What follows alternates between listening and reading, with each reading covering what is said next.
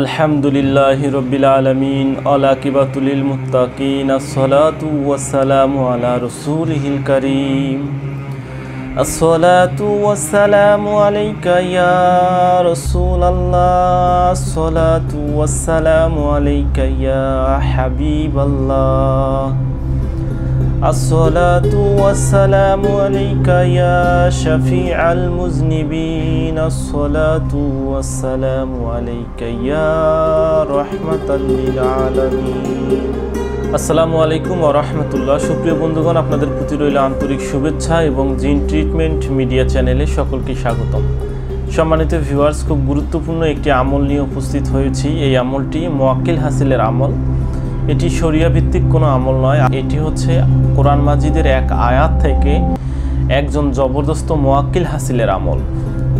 এই আমল করলে মহান আল্লাহ সুবহানাহু ওয়া তাআলার তায়েদ মদদে আপনি একজন লাল চক্ষু বিশিষ্ট মুওয়াক্কিল হাসিল করবেন এবং তিনি মানব বেশে আপনার সামনে আসবে ইনশাআল্লাহ। সম্মানিত ভিউয়ার্স, এটি উচ্চতর একটি আমল মুওয়াক্কিল হাসিলের জন্য। এই আমলগুলো আগেকার জমানায় অনেক বুজুর্গানের দিন এই আমলগুলো করেছিলেন।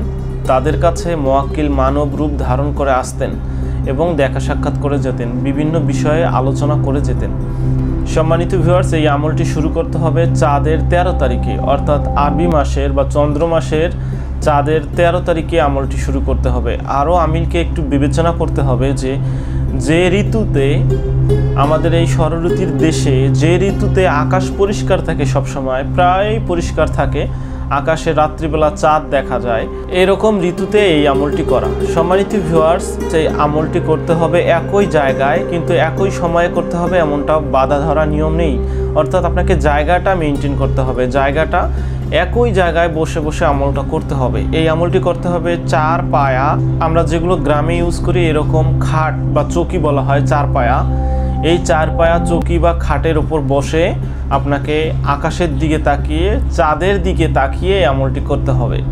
আপনি প্রথম দিন যখন আমল করবেন তখন রেজালুল গায়েবকে সালাম দেওয়ার পরে, আশরাফে আমের জপ করার পরে, আপনার নিজের শরীর বন্ধ করে নেওয়ার পরে আপনাকে চাঁদের দিকে তাকিয়ে এই আমলটি করতে হবে। অর্থাৎ 4 পায়ের উপর বসে আছেন, চাঁদ যখন আপনার সম্মুখ দিকে চলে আসবে ঠিক সেই সময়ই আমলটি করতে হবে। অর্থাৎ চাঁদ আপনি স্পষ্ট দেখতে পাচ্ছেন, আপনি তাকাচ্ছেন সামনে এবং সামনেই চাঁদ দেখতে পাচ্ছেন, এরকম একটা সময়ে আপনাকে এই আমলটি করতে হবে।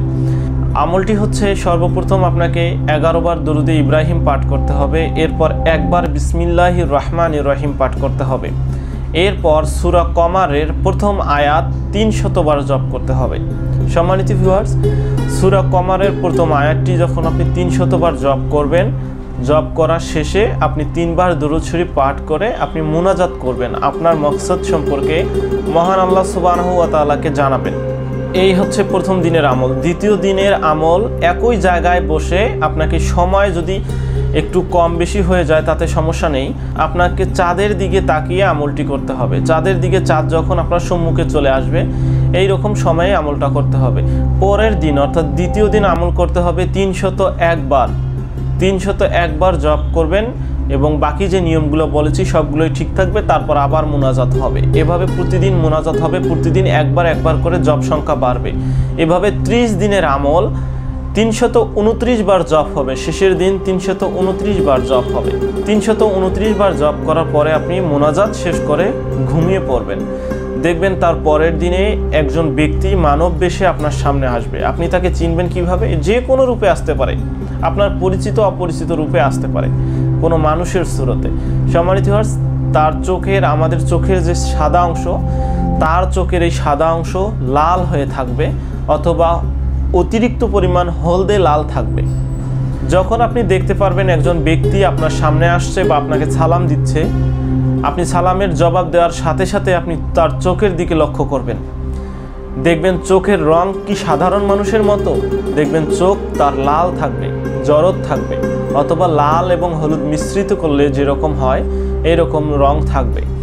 তখন আপনি বুঝতে পারবেন যে মুওয়াক্কিল এই ব্যক্তির সুরত ধারণ করে এসেছে। তখন আপনি মুসাফা করার ওসিলায় তার হাত ধরে ফেলবেন, তার হাত ধরবেন এবং হাত ধরে তার সাথে ভালো মন্দ 2-1 কথা বলবেন এবং তাকে বলবেন যে আপনি আমাকে ওয়াদা দিয়ে যান, আমি যখনই এই কালাম পাঠ করব, মহান আল্লাহ সুবহানাহু ওয়া তাআলার পবিত্র বাণী এই সূরা কামারের প্রথম আয়াত পাঠ করব এবং আপনাকে স্মরণ করব, আপনাকে উপস্থিত হতে হবে। সম্মানিত ভিউয়ার্স, তার হাত ধরে ওয়াদা নিতে হবে।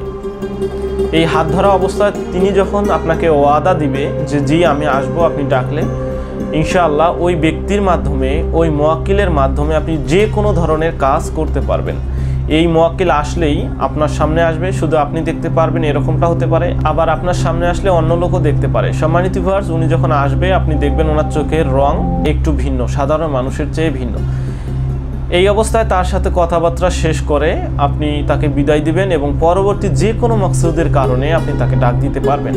জিন্নাতের রোগীর জন্য, হাজিরাত দেখার জন্য, কোনো বিষয়ে জানার জন্য, আপনার কোনো জিনিস হারিয়ে গেছে সেই হারিয়ে যাওয়া জিনিসের বিষয়ে জানার জন্য, পৃথিবীর যে কোনো মকসুদ, জায়েজ মকসুদ আপনি তার সাথে শেয়ার করতে পারবেন এবং তিনি আপনাকে অবশ্যই একটা সুরাহা দিবেন, একটা ফয়সালা দিবেন এবং সেটা আপনার জন্য উপকারী হবে বটে।